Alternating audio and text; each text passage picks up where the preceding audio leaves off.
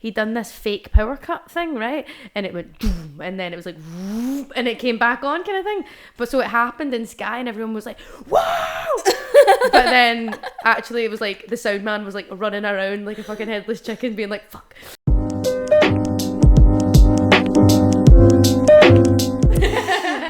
Terra Kin, welcome to Gift of the Gab. Thank you so much for having me. Thank you so much for coming. No worries, looking forward to it. I know everyone hates this, but do you want to introduce yourself? Sure. Okay, I guess I'm Terra Kin. I'm a singer, guitarist, artist from Glasgow, and yeah, I make kind of like jazzy, folky, ambient kind of, I don't know, I find it so hard to describe, but yeah. It's an awkward question. Music. To be put on the spot like that. I'm like, tell me about yourself and you're like, I'm an artist. When did you start saying you were an artist? Oh god, I think even now I like struggle, like it's just like, I don't know, I think it's that idea of like society will like deem you as an artist once you start making money off of it or whatever. It's like, can I say it now kind of thing or whatever, but I mean if I want to like give into that, then I've like been doing music like professionally or like as more of a career thing for the last, basically off the back of lockdown, to be honest. Oh really? Yeah. So like before that I was like at uni for a bit, working for a bit, didn't really know what I was doing, and then lockdown happened and I was like, I'm just gonna do the music thing. So is that where it began? Pretty much. I'm guessing you always loved music. Yeah. Always loved music, and like I played guitar before I was like singing any of my songs or like I always wrote songs, but I was like in the confines of my bedroom. There was absolutely no chance in hell anyone was looking at that. But yeah, lockdown was kind of the opportunity to be like, okay, let's do it. Did you shave your head during lockdown? No, I actually shaved my head at 2018, and I had it shaved for 5 years. Oh really? 5 years? Is that how many years have gone by now? No, stop. Yes. I still feel like I'm at 18. Oh, I don't like that. I really don't like that. But I'm. This is obviously, as you can tell, little situation is you growing look in. so much better than I looked. I can't go over how awful I looked. It was the growing out stage. Like you look so cute and nice, and like thanks. Mine was just so bad, and because it was I dyed it brown from having it like bleach blonde. The way it was dry and would like stick up it would never go down. Sonic the Hedgehog. Oh no, like I wouldn't go out without my hood up, like ever. I did not like to socialise during that. It was a really bad period in my life. I've had a few times, like, because I'm always wearing like big baggy clothes and stuff. I'll be like walking down the street and I've literally had like teenage girls before be like, hi, or like whatever, like thinking like I'm like a fucking 15-year-old boy. Stop. Weird flex, weird flex. Very weird flex.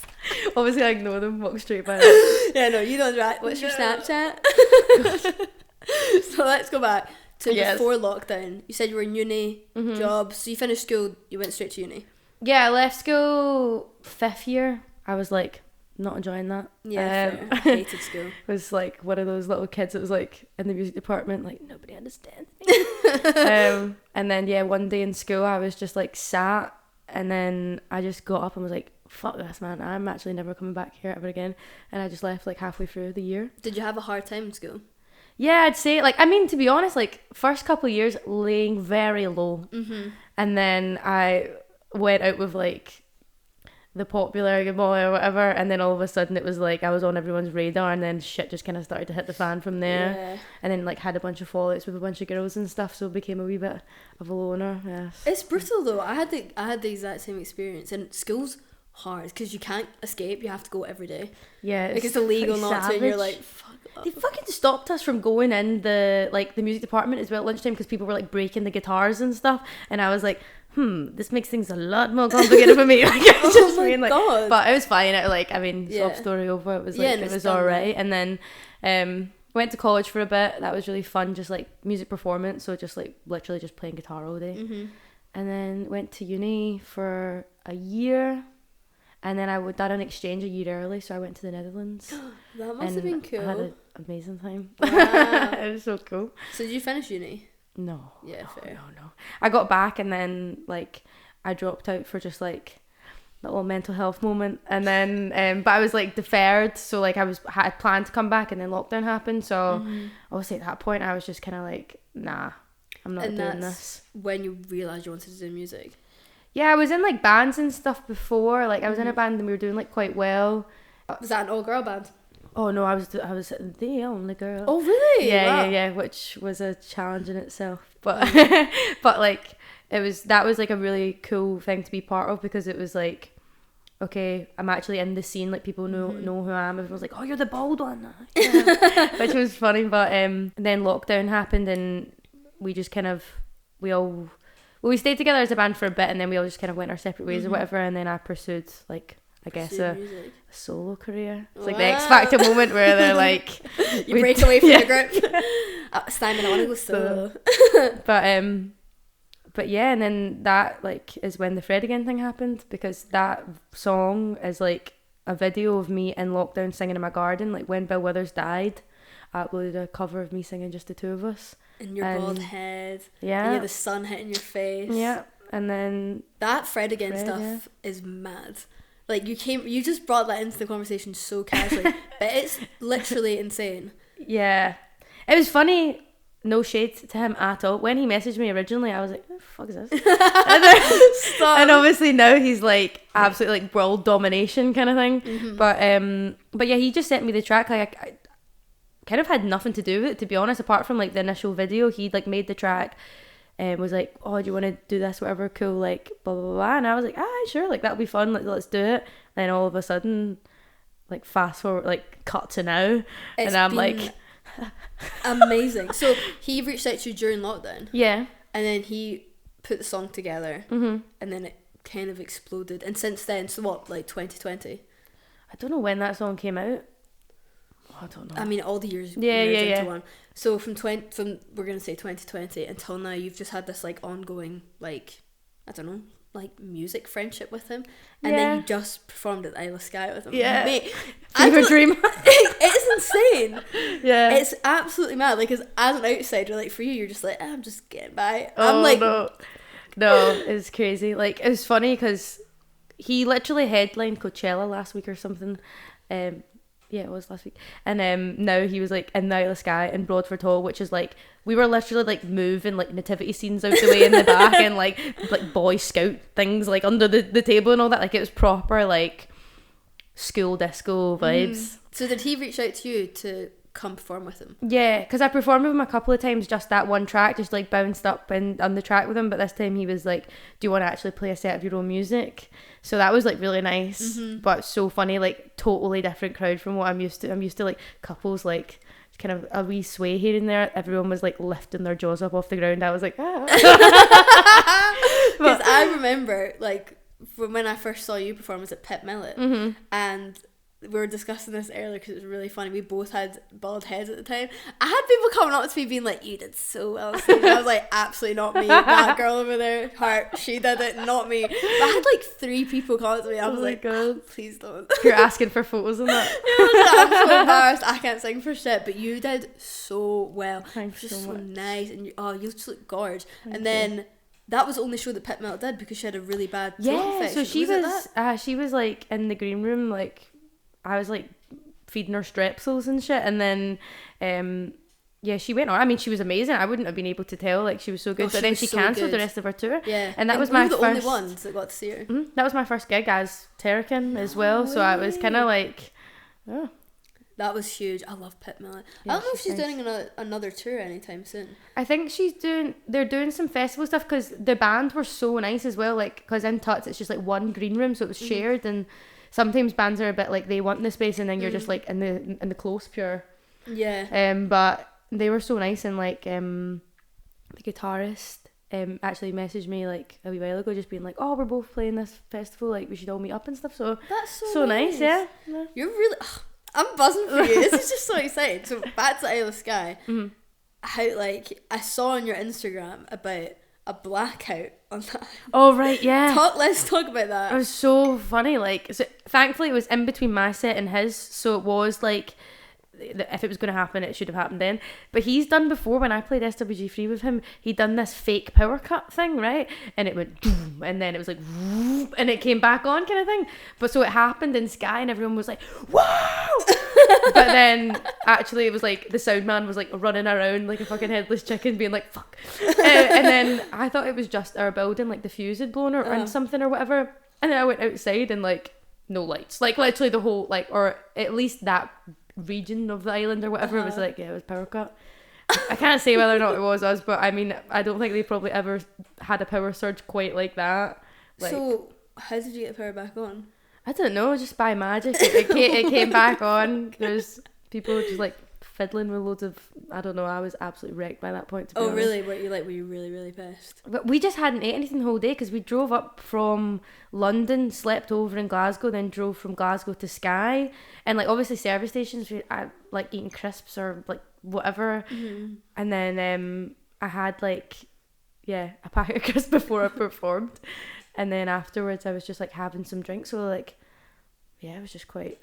by the end of the time you were just absolutely by the time I got up with him, it was really it was funny because I wasn't, he'd actually like not planned to play Hannah the Sun in the set. He was playing all new stuff in that, so that was fine. And then I went into the crowd when he was playing and everyone was like, when are you singing, and I was like, oh no I'm not, and they were like, aye, right. And then they were like, next time it's quiet, we're gonna start chanting. And I was like, what? And then when he finished the song, everyone just started chanting, Hannah the Sun, Hannah the Sun, Hannah the Sun. And I was like, oh my God. And then Fred was like, not to put you on the spot, but Hannah. And then I was like, yup. And like jumped up, like didn't even go around the back, just like basically threw myself onto the stage. Were you wrecked at this point? I was pretty drunk, like lifted my dress up, basically like full arse out near enough for the guy to put the mic pack on me. Was but yeah, it was, I've seen some videos of it back, and although the energy and everything was great, but like not my finest performance.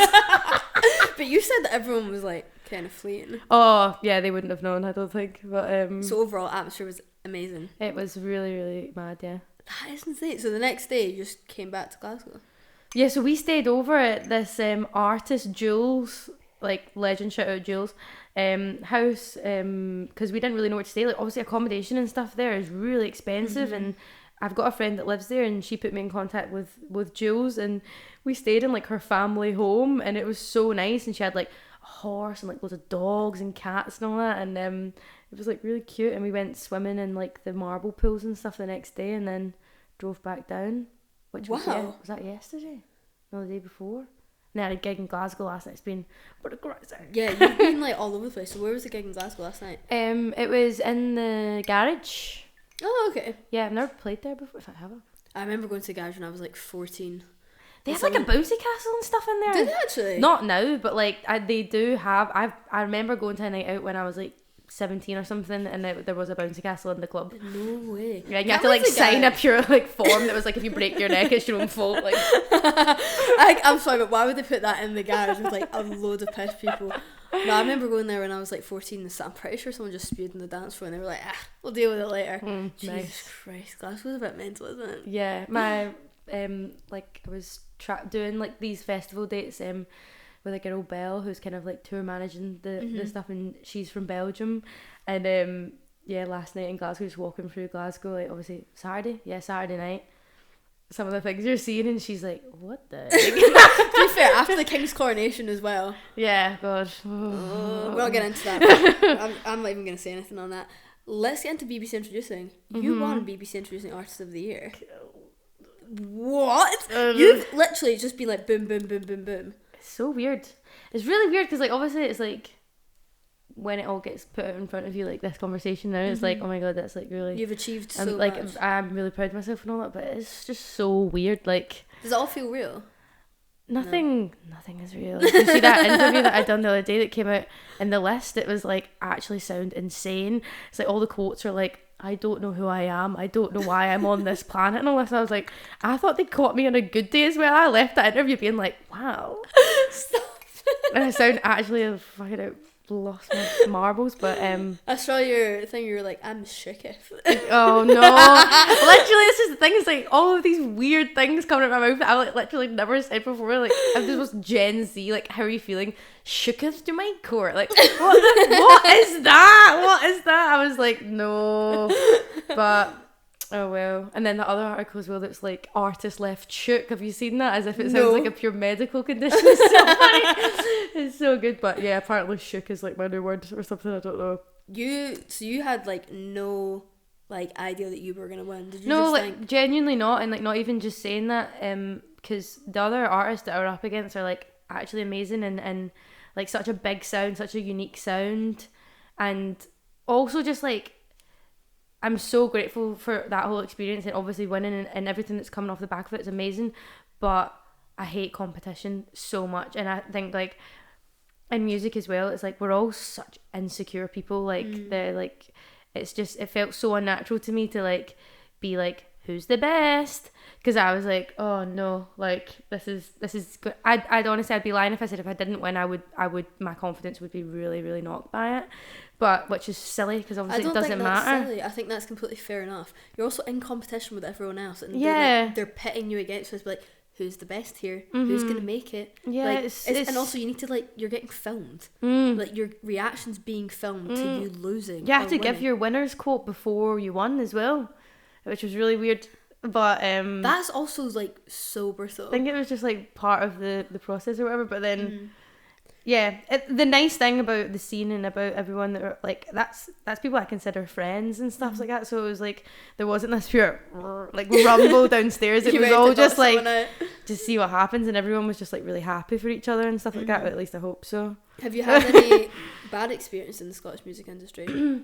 Naturally, it's quite like a difficult industry. I think like from a personal standpoint as well, it's like so self-involved. It's like, I think just anything feels quite unnatural when you're being forced into this situation, or not being forced, but you're in this situation where like you're a brand and you're a role model all of a sudden and all this, where it's like I didn't really sign up to be a role model or a brand. Like I just do this because I love it. It's not because I have like anything particularly profound to say to the world, or at least I don't view myself like that anyway. So I think it is quite tricky to like navigate that and like know who you are, because you're not like nobody's a fixed thing, and then all of a sudden it's like, oh, who are you? And you're like, oh, back to the bloody interview I don't know who I am, why am I here? but yeah, that's just like a really unnatural experience, I think, to like see yourself like a product. Do you think you need to be a certain way? Yeah, I think especially social media, like I do feel the pressure a bit to like have an opinion on things, and then also like if you don't have an opinion on things you get called out for not speaking up and stuff like this. And I think the great thing about our generation is that we are really like aware of current issues, and like I think we are quite strong like and whatnot, but there is also that pressure of being like a spokesperson.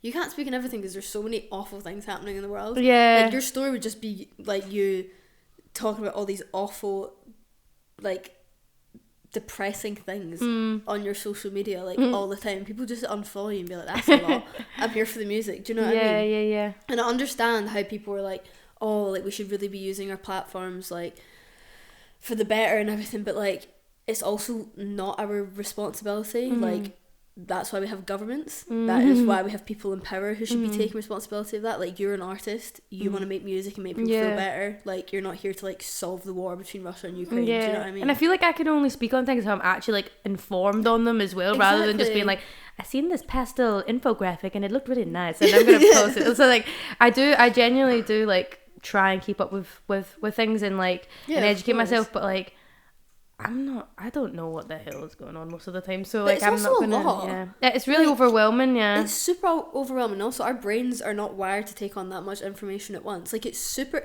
And see, if you spend too much time reading these things, it takes such a serious toll on you. I remember like crying to my flatmate about the war between Ukraine and Russia. Like even though like I have no like personal connection to it, and just getting so upset because of the amount of stuff that I saw like on social media. I remember scrolling on TikTok and seeing a TikTok live watching Russia bomb one of the cities in Ukraine, and I couldn't like not watch it. Like, Yeah. you're so glued to it. So I've had to take a step back. And I do agree, like, it's, like, you don't want to talk on anything that you're not actually informed on, but, like, yeah, it's a lot. Like, I can completely understand, like, the pressure that you and feel. it makes you question as well. I mean, like, with the arts or whatever, like, you know, when there's these big things that are happening in the world that are really, really important and, like, and whatnot, I'm the type of person as well that will be like, and what am I doing? I'm singing silly little songs in my room. Like, it's just like, what am I actually doing? But then, like, it's like everything's relative. Like, music, not my music necessarily, but music in general and arts in general, and everything is like such solace for people. And especially during COVID, like, when they were pure, Fatima used to be a ballerina, and now she works in IT, and it was like, oh my god, yes. And it's like, what was actually anyone doing in lockdown? Watching telly, listening to music, consuming art. I should have got a medical degree, fuck's sake. Like, shut up. Yeah. So I think it's difficult, but it's good to remember that, like, I don't know, like, it's not your problem to solve. Like, you can raise awareness, but, like, you're not going to go discuss, like, with the government how to, like, you know, solve the issue. It's not, but it is, like, it's a tough one because, like, you have a platform, you've got followers and everything, but, like, you're a musician, you know. Like, I think people like the like I say, the solace or the escapism or whatever, like, of music. So you find that tough in the industry, having that, like, you must feel that pressure. Yeah, I think. But do you think that's pressure you put on yourself, or is it pressure from other people that are actually saying to you, like, you need to use your platform? Not necessarily other people. I think it is more myself. I think, like, the TikTok thing and, like, and stuff, like, I've got loads of pals that are so good at it and, like, take pure naturally to it, and they're, like, really funny and, like, really whatever. I, like, overthink it so much. I'm like, because I don't know, like, my label will be like, oh, you're, like, naturally funny, like, just be funny on TikTok or whatever. And it's like, that's like somebody going, tell me a joke. It's like, what do you actually do? I, like, sit down and, like, do something that I think's funny, and then I watch it back and I'm like, that's fucking stupid. And I just delete it because I'm like, I look like an idiot or whatever. But some people are so good at it, and I think it's nice to, like, I guess that's the funny thing with TikTok in it, is, like, this really, like, deep thing or whatever, like, cooking video, and then, like, Lewis Capaldi doing something really stupid or whatever. Do you know what I mean? Really good at He's it. really good, and, like, Joe and Joseph and Have Katie you met and stuff. Lewis Capaldi? It's actually so funny. I actually have met him. I was working at Transmit just as, like, a steward years ago, like, before he kind of blew up, and he came up to me and started chatting to me, and I was like, the toilet's over there, mate. And I thought he was genuinely like asking me for the toilet, and somebody came over to me and was like, that was Lewis Capaldi, and I was like, who? And then obviously now I'm like, oh my god, he was like just trying to have a conversation with me, and I told him where the fucking portal was. You can bring that up next time. I'm sure you'll love that. He's playing the big weekend, so hopefully I'll get to, like, actually meet him there. So what's the big weekend? It's, like, Radio 1 big weekend, but it's in Dundee this year, which is... That's so rogue. Rogue. The Jonas Brothers. The Jonas Brothers in Dundee? Wait, what? It's actually so funny. I feel like the big weekend, they do it in a different place every year. But yeah, this year is Dundee. And Who picked Dundee? I'm sorry, I cannot imagine the Jonas Brothers walking up to Dundee being like, wow. Yeah, exactly. It's going to be so funny. So... Wait, I'm so confused. I don't know who organised that.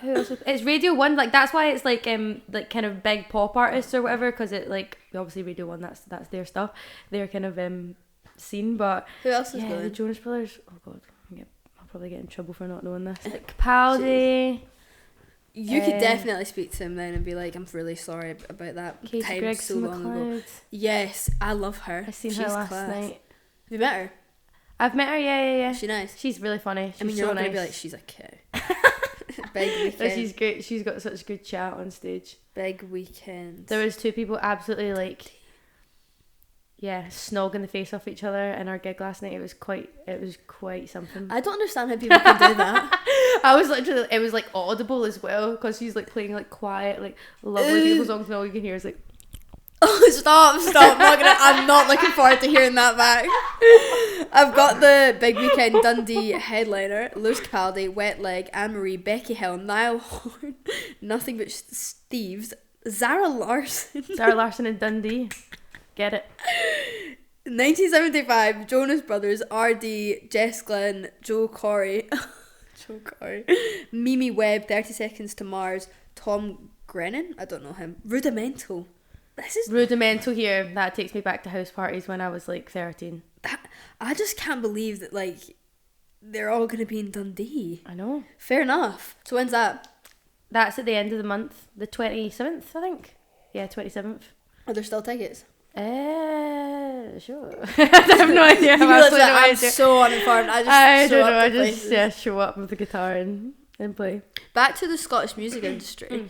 I've spoken to like every single guest I've had on that's like been like an artist like in that creative scene. What would you like to see change in Scotland? Do you think it's stagnant? Do you think there's a lot going on? Because you live in London. Yeah, so this is the thing I'm currently kind of battling with a wee bit now is like whether or not I'm going to stay in, because the plan wasn't to move to London. It was just like do some time down there because I was up and down so much. Change in Glasgow, like I don't know, like it's such a nice community. Like obviously there's it's like got its own wee pockets of scenes and stuff like that, but at least all the people that I like find myself kind of being around are like so nice and like so supportive, and it definitely there's no like gatekeeping really. It's just kind of like everyone wants to see each other do well, which is really nice. I don't know. I'm feeling a bit like because I'm in London that I've like abandoned the scene. I really hope people don't think that. Like I do. Why very did you much. Move? Why did you move? Yeah, just because I was up and down like so much, and I was recording some music with this guy called Toby Tripp, who's we're now like quite good friends and stuff, and I was just kind of it was weird, like not to complain about staying in hotels and all this, but see like when you get a train down, you stay in a hotel and stuff, it's nice for like 2 days, and then afterwards it's like I just want to cook myself a meal kind of thing. So I was like I think it would be like better for me mentally to like have a base there and stuff like that, so just give it a little but you're still try. back and forth all the time. So is there more going on in London? I'm assuming yes.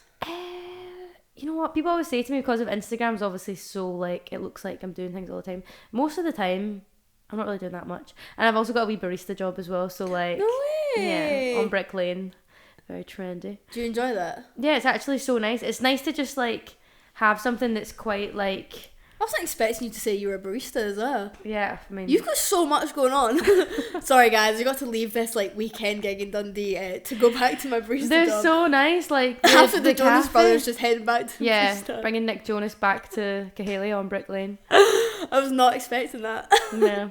I love that. Yeah, that must nice. be a nice way to switch off as well. Yeah, it's so nice. It's like nice to kind of be like told what to do a bit, because with like back to the thing of like it all being on me and me being a brand and like what do I want to say and stuff like that. It's like apparently I just want to make someone a flat white. But it's nice to have both for sure. Yeah, it's weird because some people aren't like wired with that mindset of like I know what brand I want, I know where I want to be. Like you're just kind of like I just want to sing.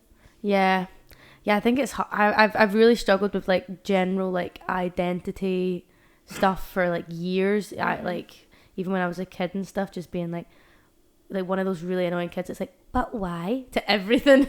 So I think it's just you go by she they, don't you? Yeah. When did like...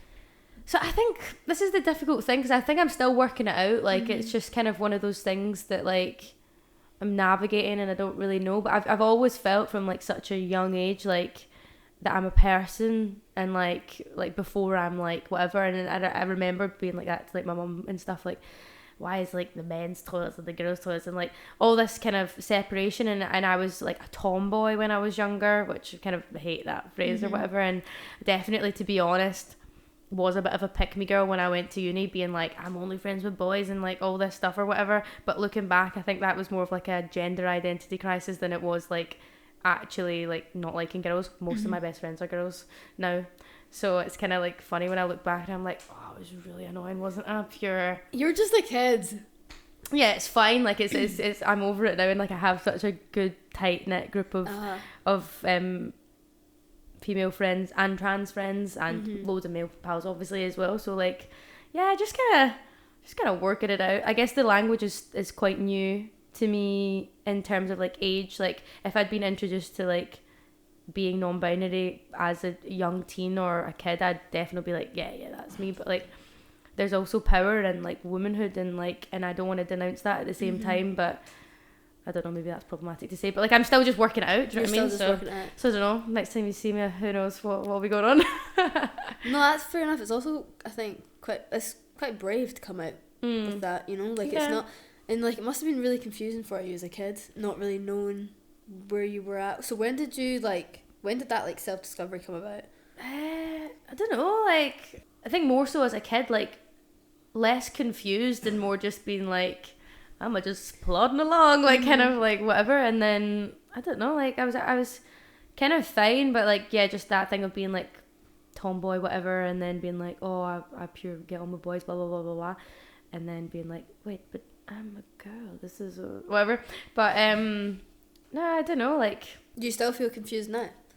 I'm like less confused and more so just like language is just like a thing that's really freeing, and it's so important that we have like because you know you have like a lot of people being like, oh, like what's the word, not titles but like not categories, you know what I'm trying to say, like being gay or being straight or being bi or whatever. Loads of people being like, oh, it doesn't matter, I'm just like free and I just do whatever you're doing. Like, yeah, that's great, but also like people have really really fought for these things and for these titles and to be recognized as these people and as these experiences, and I don't think it's helpful to be like, we should get rid of it all because it is like that's someone's identity that you're just going to chuck in the bin. So like, yeah, I think it's good to have things, but also equally I'm like, I'm just free.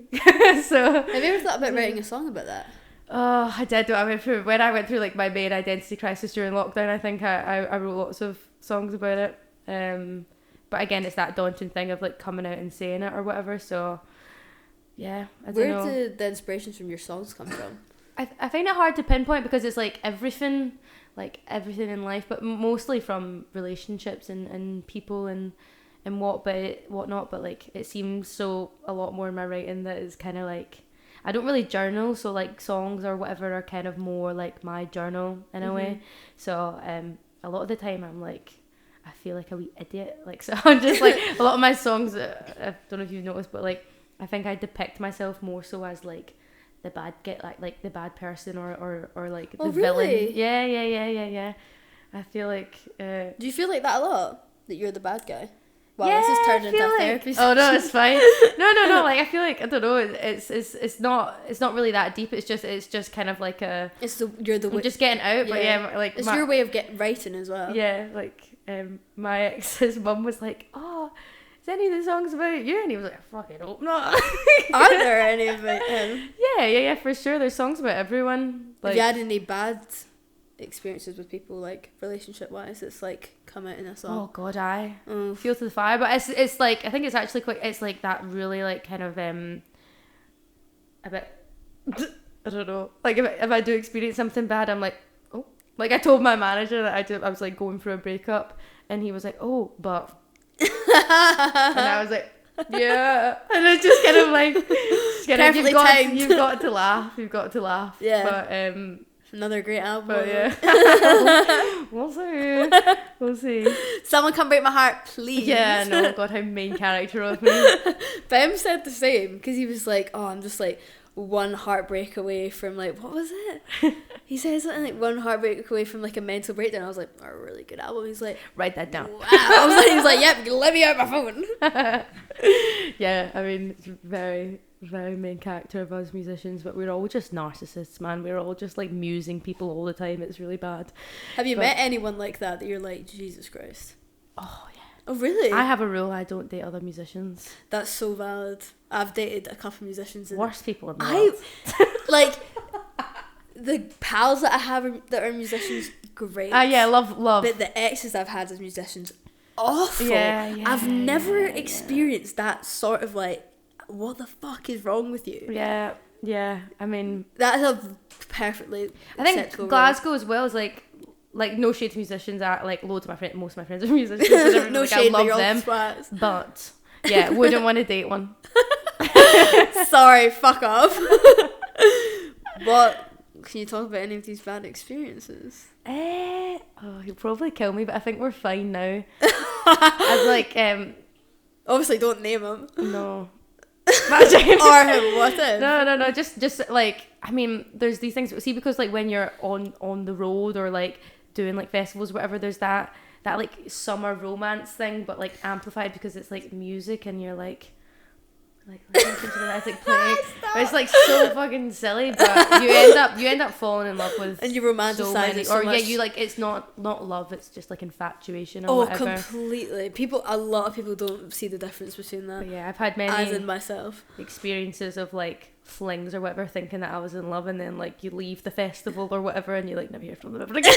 You're like, that was really cute. But also like, how romantic, like you're on the road, you're playing music, you're like looking at each other while you're, I don't know, serenading each other with a guitar. I would just like, shag me right now, come on, back to the caravan, mate, come on.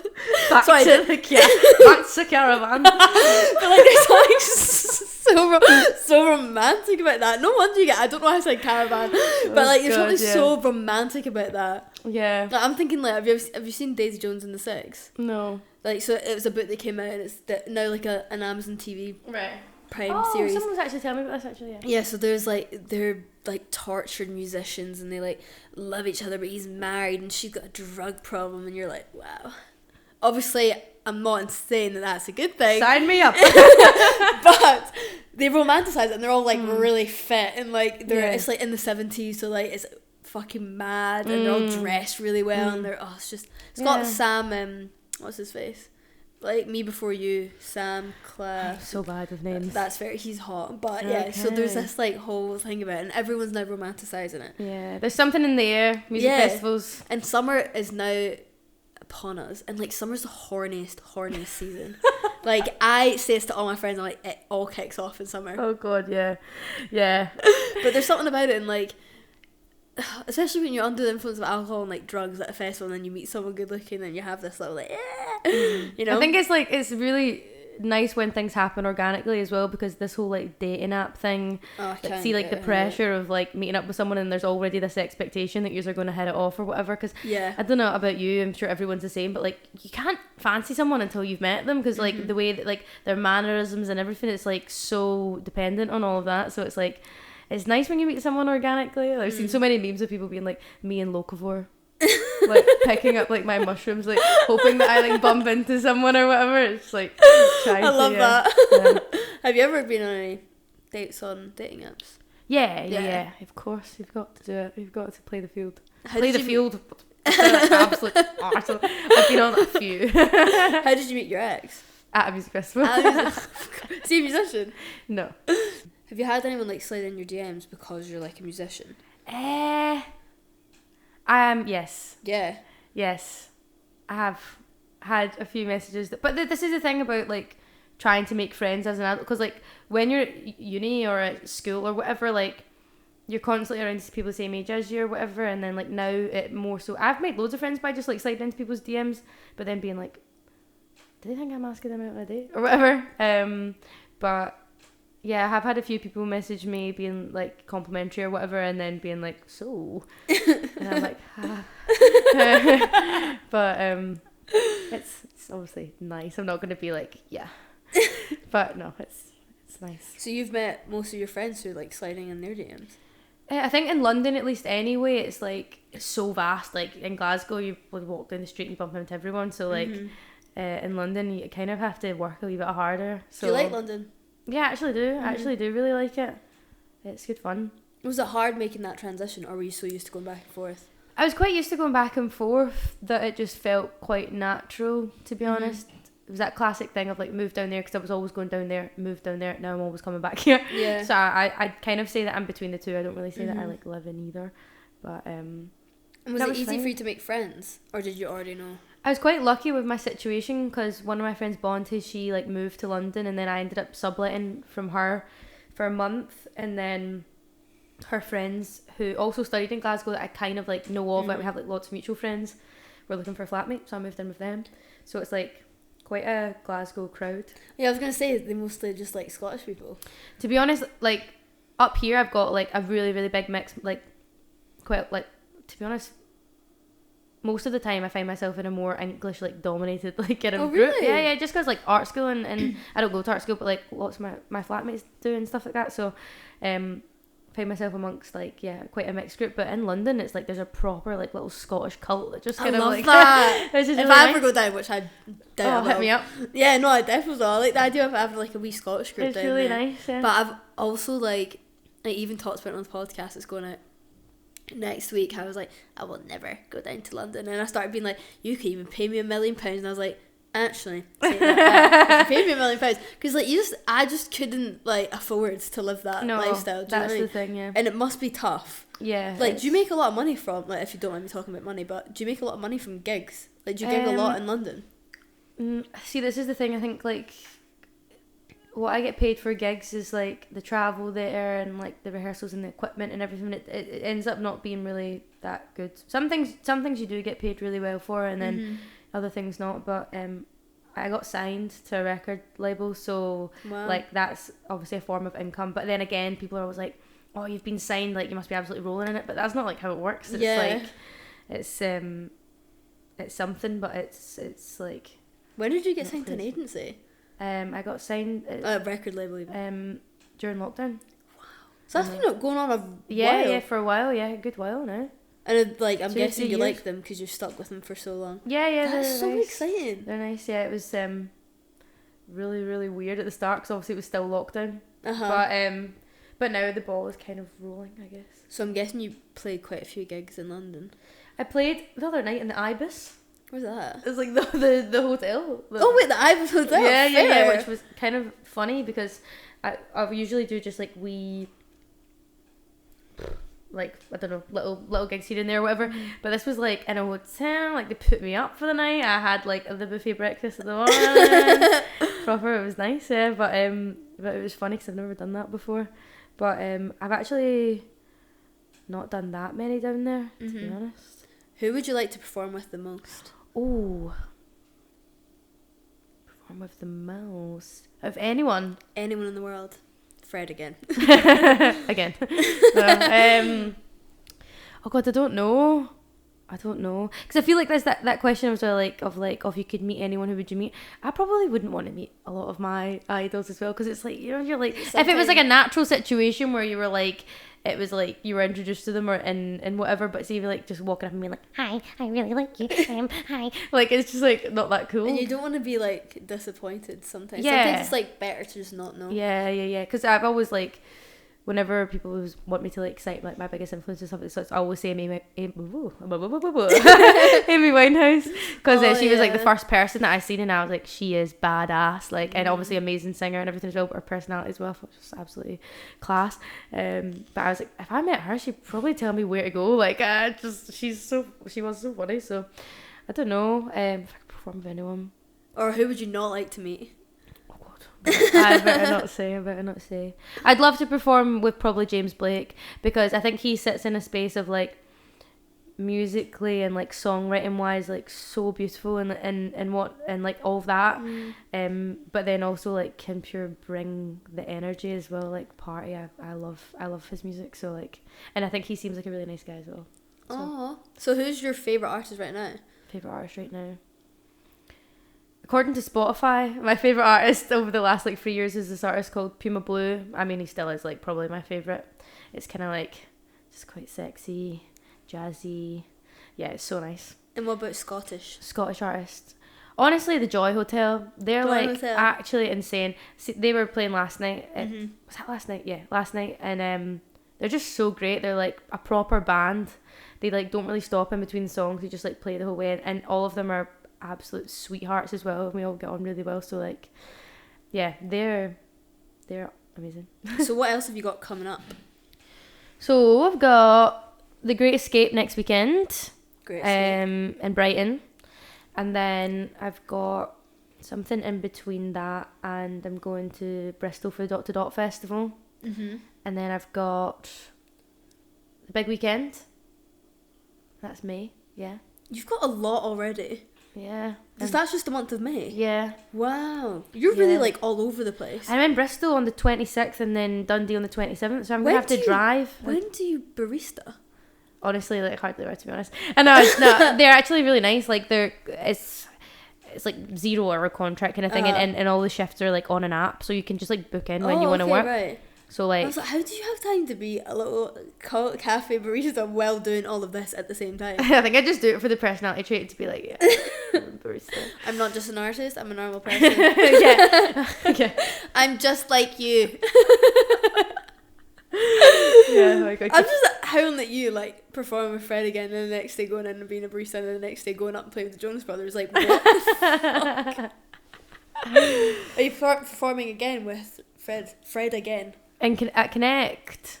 I don't know what that is, but tell Connect is, I'm playing a festival in Edinburgh. Well, yeah, we're in Edinburgh. We're in Edinburgh. Called the Connect Festival. I played there last year. It's such a nice festival. I'd like really, really recommend I've never even it. heard of that. It was like around in like, I want to say like the 90s or 2000s, I'm not really sure. And then it's like back, last year was like the first year back, but like... When is it? 27th of August. So you're like booked up till August? Yeah, I like, think that's the last thing I have in the diary and then, at this point. Like, when do you get stuff in? Like, how just kind of... randomly? Yeah, things just kind of present themselves, I guess. Would you ever move back up to Glasgow? I think I'm gonna. Oh, really? Yeah, I've only got my flat till the end of July in London. Mm-hmm. And then my heart is defo In Scotland? pulling me back a wee bit here. I think, yeah. Just obviously with the BBC thing as well, it's like a lot of the opportunities and stuff is like quite Scotland based as well, so I don't want to be that arsehole that's pure Scottish Act of the Year, see you later, like, yeah. So it's I'll like, catch me down in England. yeah. So yeah, I'm still working it. I'm just gonna like, I'm not really one of those people that's like can pure see into like my 5-year plan. I'm just like, do you think Scotland's growing then with opportunities? The scene? Mm-hmm. Yeah. I think like in terms of like how many people are here and then how big the scene is, it's really, really like impressive because yeah, there's just not really that much of us like up here or that many of us up here. So yeah, thriving. And there's so many different pockets, I think, as well. Like the jazz scene is obviously amazing, and then you've got like your heavier side, and then I don't know, like, where would you like to see it go for Scotland? I don't know. I do feel like still there is a little bit of a glass ceiling in terms of like opportunities or whatever. So like just maybe being more recognised as like as a London, like kind of like comparable to there, because everyone's like, oh, London music place or whatever. But it's like back in the day, obviously it was like you had Manchester doing their thing, Glasgow doing their thing, like whatever, and they were in their own right, their own thing. So like yeah, I think it is getting better, but like yeah, maybe just like, I think it's taken a while to get where it is now, which is exciting. Yeah. But then it's understandable why people go down to London. And I was speaking to Emmy, like the fashion designer, about that, and she said that she'd come back to Scotland. And I think a lot of people that do leave Scotland end up wanting to come back because like Scotland's great. Yeah. And, like, I think I get what you mean about feeling a bit like, oh, like I've abandoned it. Yeah. But like you did what you had to do. Do you know Yeah, what I mean? exactly. That's the other thing as well. Is like you did what was best for you, and like now you're like, yeah, I'll probably come back in July. Yeah. You haven't been away for that long. do my summer in London. Yeah, that'll be nice. It'll be roasting. Though. I know. I'm already pure cutting about in like vests really and stuff, and warm. people are looking at me like I'm actually insane. It's like 12 degrees. I'm pure. I'm from Scotland. You don't Yeah. understand. It's so nice. Where would you like to see your career go? Oh God. What's like something you're like, I fucking want to do that? Do you know what? I will die happy if I get to do Jules Holland, because me and my gran used to always watch Jules Holland. What's that? You know, Is that Jules bad? Holland. I don't know that. It's like it's not bad that you don't know that. It's just basically this man called Jules Holland, and he gets like artists on, and like up and coming artists or like icons or whatever to come and like play music on his show. But yeah, like that's something that was part of the household of growing up. It's like my gran used to live with us as well, so like I know that if I done that yeah, if she was here, she would be like so proud of me. So That's really, really nice. bring a tear to my eye. That's lovely. But yeah, honestly, I'm not pure like reaching for the stars. Like I'm really ambitious, but like see, just to like make a living off of like doing what you love and traveling and like and whatever and being able to like make the music I want to make. Do you think it's hard to be grounded in the music industry? I mean, like literally like in one place, yes, like because you're constantly moving about and stuff. But do you mean in terms of like ego or whatever? I feel like you've just got to have your pals that are your pals as well, like because obviously like you've got your music friends and everything, and it's so amazing that you all big each other up and everything. But like it's so important that you have like your day ones and you don't like abandon them. That's very, very because I think important that's the one thing. Because I watched Louis Capaldi's documentary and he still pals all of his childhood friends. Yeah, it's so like, funny. And I think he's like moved in with one of his pals for his childhood, and I was like, oh, I love that. You seen the bit where he like drops like was it like a Brit Award or something like this? Pal, like, and it like falls apart. If you're, oh fuck, like, he was great. I really liked his documentary. I'd love to have him on the podcast, but he's a busy guy. But I love that he lives in Scotland. Yeah, like I really rate that. I think he lives in the West End of Glasgow. Yeah, I don't know. I wonder if he just cuts about without security, or like would he need security? He does. I think a lot of people have matched with him on Tinder and that. Is that really him though? Probably. Don't know. Fair enough. There's also like Kevin Bridges that cuts about West End. I seen him pick up his dog's poo. Oh, it was dog's poo? I thought you meant just pick up his dogs. No, I was gonna say shite and then I stopped myself for some reason. But yeah, I was like, it's picking up. I feel like everyone's just like quite chill and they just like leave them be. Do you know what I mean? Mm-hmm. Because like they're just cutting about in their hometown. Yeah. Do you want to be like that? Do you just want to be left alone? Do you have people come up to you? I've had a couple of people come up to me. How was that? Which is quite funny. More so when I had the shaved head, because it's obviously quite like a look or whatever. Mm. But it's all like Fred again people, not like anyone for like my music, but yeah. You're like, I have other music pass guys. Them my card, like, but I don't have cards. But no, it's like obviously so nice. Like I think it's really sweet and really nice and stuff like that. But then I've got friends that are like a bit more famous and they're like, you know, you go out for dinner and somebody's just staring at you and then they end up coming over to you and stuff and it's a bit like, oh, leave me alone. But it comes with the territory, do you know what I mean? Yeah, like you can't really be like, fuck off. Yeah like I mean obviously there's gonna be times where you want to be like, I just want to be left alone, but like then like people will go on the internet and be like, I met this person and they were horrible, blah blah blah. Yeah, you know that's the pressure, back to the pressure thing as well. Exactly. Being like this perfect human being. Because like imagine you have a bad day and like, I don't know, like someone's literally died in your family and you're like on your way home and then someone comes to you and you're like, oh my god, please can we get a photo? And you're like, yeah. Like I would, like that's a lot to like always be like nice and like smiling all the time. Like what, like yeah, I'll come back to you on that one. It's not happened to me too much yet, when you become like worldwide famous, you're like, so this prick in the subway. But it's a lot, like it's a lot of pressure in the music industry as well. Like as a female, as a female, like what kind of pressure do you like experience? I don't know. I maybe less so like pressure and more so just like general like behavior, like or expectation of like your ability or whatever. Like obviously I play guitar. I know how to play guitar, and the amount of people I've had. I'm not gonna name any names or any gigs that I've played, but yeah, I played a gig recently and the sound engineer, like, I don't even think he was the sound engineer actually. I think he was just some random guy that was like staff at the venue, came up to me and he was like, call me crazy, but you might have to plug your guitar in for it to work.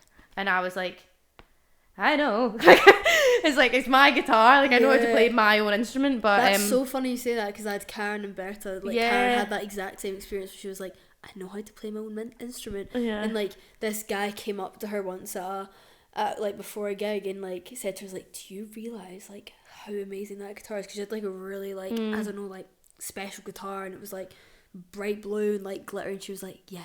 She was like, I didn't just buy it because it was pretty. Like, I bought it because it's fucking sick. Like, I know how to play it. But yeah, like she had that experience too. And it feels, it's like people like speak down on you as if like, you're a stupid little girl.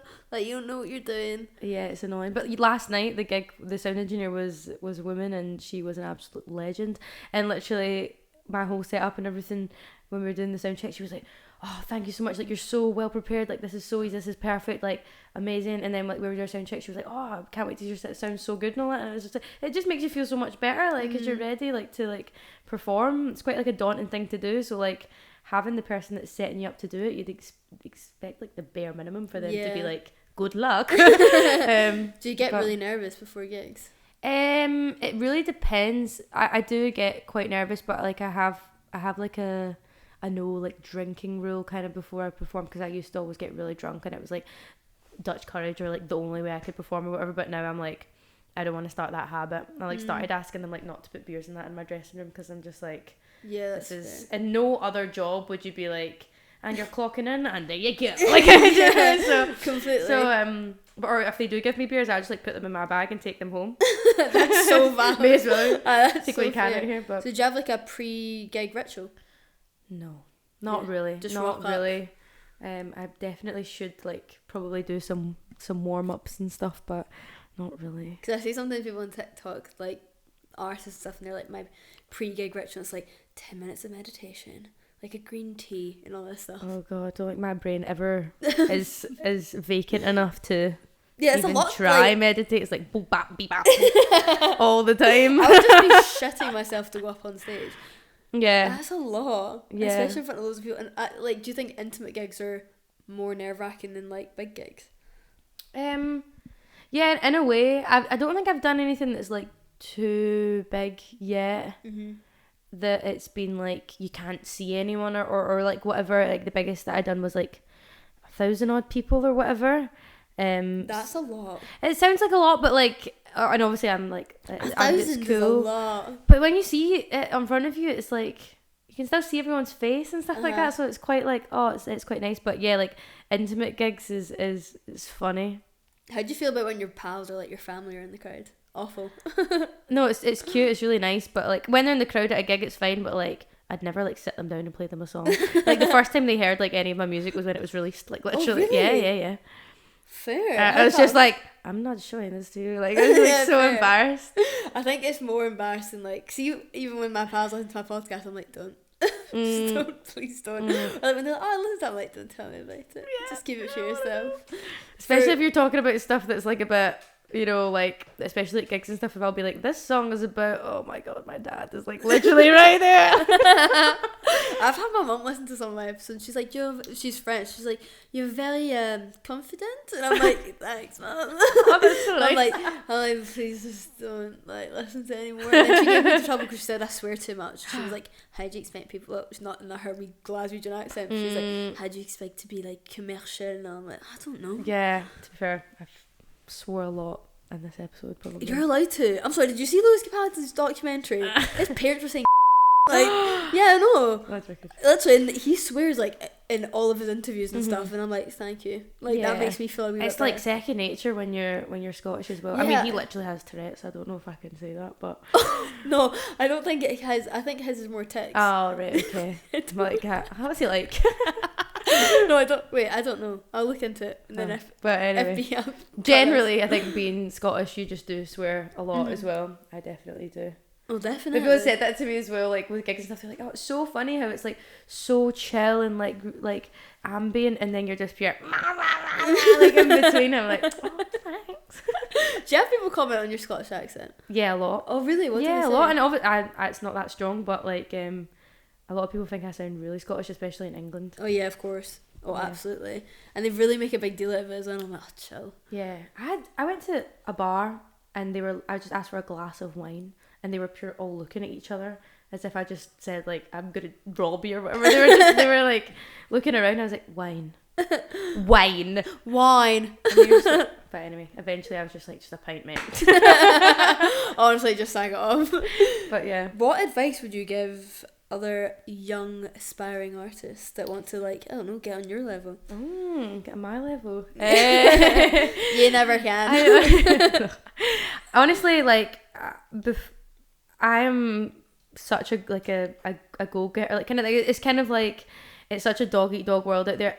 If you don't want it, like, well, basically, someone's always going to want it more than you. So you've got to make sure that you're the one that wants it more, kind of thing. In my experience, and like, I used to just like the easiest thing that you can do is just like Gigs in Scotland page, or what's the other one? It's like the the DF and 4 Free Tour, like the two main promoters in Scotland. They have all their gig listings for like the year or whatever on their website. See if you just go through and like make a note of when all those gigs are, the dates, and like if you think that you would suit their music.